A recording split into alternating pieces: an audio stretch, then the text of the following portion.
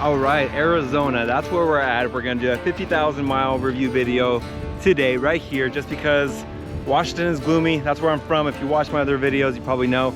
But we've gone through over 25 states, I wanna say now, with this truck. 50,000 miles, lots of fun. Some things not so fun.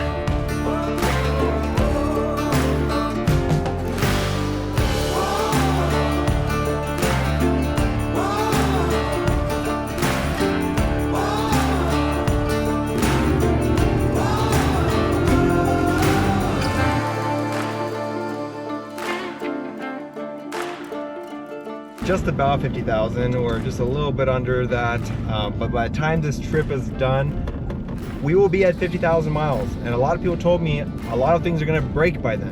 They told me. I should have listened.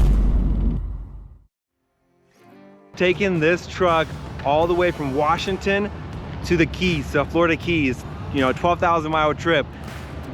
This time we're right now in Arizona. This is a 4,000 to 5,000 mile trip. It's been a lot of fun. It's been a little frustration. I want to tell you and be super real with you guys, what I like, what I don't like. So let's get to it. My first complaint, the tires. No, not these ones. These are the Wild Peaks. These are the new ones. And you might be wondering, why do I only have one Wild Peak tire on my truck? Well, that's because I got a flat while on the trip. Just got to Palm Springs, and right as we entered, do you hear that besides the wind? Yeah, you probably see it now too, don't you? So, what are the odds that this happens twice to us in the first week? The tires that actually suck are these ones. Yeah, I don't like these tires at all. They are the ones that come with the Tremor package. The Goodyear Wranglers, the Duratrack, they're trash. They're trash. I'm never gonna get them again. They don't off-road well, they slip, and they wear way too fast. We're talking about 45,000 miles. I was ready to change them, and we're at 50 now, and that's why I got a flat. They're just garbage. I don't like them. I'll never buy them ever again. My BF Goodrich KOs, the originals on my Tacoma, lasted me 90,000 plus miles, and then I put another 40,000 on the KO2s. And I like those tires, but all my friends are getting Wild Peaks and they're telling me I'm crazy for not doing Wild Peaks. So I got Wild Peaks. The moment I'm back, I'm changing the set to all new Wild Peaks, the AT4s, and I'm super excited. So tires, no bueno. If you're buying a new truck, buying a new Ford Super Duty, Tremor package, get rid of those tires, sell them. The minute you get off the lot, get yourself a proper set of wheels and rubber. What else is a problem on the Super Duty Tremor 7.3? The transmission. Well, it's a 10-speed that's having issues all across the board on all the newer trucks. The 10-speed is great when it's towing. Absolute monster of a tow rig.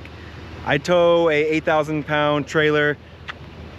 It's about 7,000 pounds dry, maybe with all the weight and stuff. It's beautiful, uphill, downhill. The tow mode is great, no complaints. Transmission's perfect, doesn't overheat, nothing. 2 times I had this issue where I wouldn't say it was a transmission slip per se, but it did almost like miss a gear.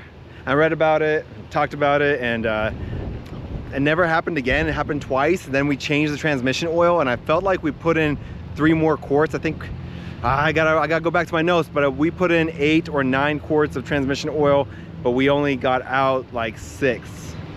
So I don't know, was it just from factory, not enough transmission oil? I don't know. I don't know, but we did that. It's been running smoothly. Just beautiful. Love this truck. It does a lot better under pressure. Obviously, it's a Super Duty. It's not a F350. It's not a Toyota Tacoma.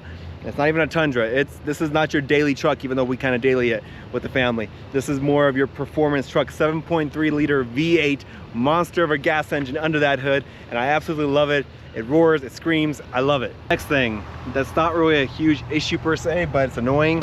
It's the door locks. They kind of jam or lag when it's too cold. And I think it's, I don't know what it is. I gotta open this whole door up and look, but listen to this. Of course it's not doing it now. Sometimes when it's too cold, literally this door lock does not open. I have to use it manually, or I can't even use the code to open it. Everything else opens besides this one, the driver's side. So I don't know if it's a mechanism inside. When it gets too bad and too annoying, I'll fix it. I shouldn't even be talking about that. We're talking about big issues, right? So any other big issues, let me think about it. How well does it off-road? Well, let's take it into these cactuses right now and see how well it does in this kind of terrain. Oh! I'm just kidding. Why would I do that? That's crazy. That's not what it's made for.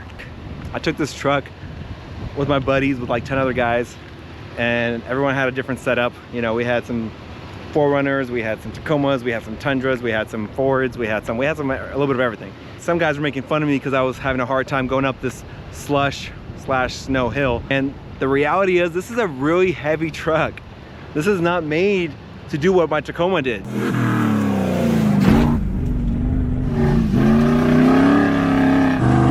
The Tremor is not made to go crazy in Moab, unless you're really doing some crazy modifications. It's a beast of an off-road rig for almost 99% of the things I'll ever need to use it for.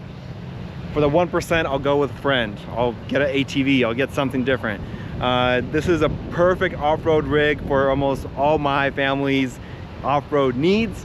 At the same time, it gives me all of the horsepower and towing power that I need for my family, and that I'll actually be using it for. So for everyone saying and bashing the Tremor line of these trucks, you guys don't know what you're talking about, you know? Like, just go build an older Tacoma or something if you're gonna take it off-roading and take it through that kind of terrain. But otherwise, it does great in the snow, minus these tires that are garbage. I can't wait to try it out with the Wild Peaks this next season. All right, let's talk about recalls. There's like 4 different recalls that I have on this truck. I haven't taken it in because I don't trust the dealership, because they screw things up every single time. I guarantee if you went back and said, well, the mechanic checked it, they're gonna say, well, because of the mileage of your vehicle, we recommend that you put new shocks on the thing. Well, total nonsense. It's only 10 years old. My wife's Lexus is 19 years old. It still has the original ones on. It works perfectly fine. And the recalls, they're just kind of funny to even think about the recall. For example, the first recall was my wipers may act wildly. I forget the actual word, but they may be sporadically moving crazy and be in the way of you driving safely. What? No, my wipers are working just fine. If that happens, I'll pull over. I'll stop. I'll slow down. I'll turn them off. I don't know, like, I never had an issue with it. I think it's just a way to get people in. I do. The other recall was a loose drive axle or shaft or whatever, and I'm like, yo, like, I checked it. We looked at it. It's good. There's no issues. We check on this on every year, every oil change. You go around the truck, make sure everything's good. You do like your 109-point inspection every single time. Now, if you don't do that, you're probably gonna have some issues down the road, because that's just asking for trouble. You wanna maintain not just what needs to be maintained, but everything that might need to be maintained. So that includes different components that might get loose. So that's not a recall that I pay attention to. And then the other recall was the trailer brake malfunction. Like, the truck may not give brakes to the trailer. It may cause you to crash, which could happen to anybody. Like, I don't think it's a recall for this truck. I can change the module if I see it and notice that be an issue. I have not noticed that. There have been a few times where, you know, you drive out of your trailer site, you check your brakes, it's not working. So then you go and you check the connection, and usually it's that 6 or whatever 8-point connection that's just not making contact. You want to make sure it's clean, make sure it has a good connection, and that there's no, you know, sand or anything else that's crazy in there that's, you know, in the way from it functioning correctly. So I'm not going to show you the whole truck inside and out again. You've seen another video about that. I now have this canopy, which I absolutely love, because it's full of all of our stuff when we're traveling. It's safe. I love this canopy because I got the option with the doors on all sides. So literally, it's just so much more space if I need to really take something through. I can fit a lot more. It's easy access. It's like 150 bucks each additional as an option. But that's pretty much the only thing I really did to this truck since the last video. Got the canopy, and that's it, and the tires. So will I ever trade this in? I don't know. I don't see a point. I think this is the best truck on the market for a family like ours. We have 3 kids, and we have a lot of towing needs. We travel a lot. we go to unexpected places and we need the space inside.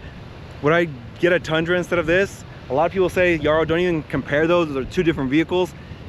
But they're really in the same category in terms of what people like me and maybe you watching this are looking for. My buddy has a cool Tundra. He lifted it. It looks amazing.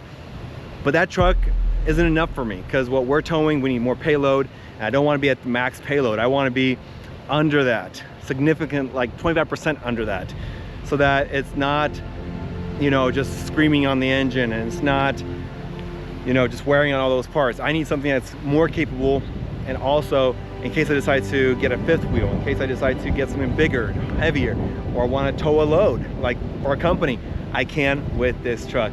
So again, in my opinion, best truck on the market. Do your research, do your due diligence. I don't know what your needs are, but I hope you enjoyed this video and you enjoy this truck. See ya.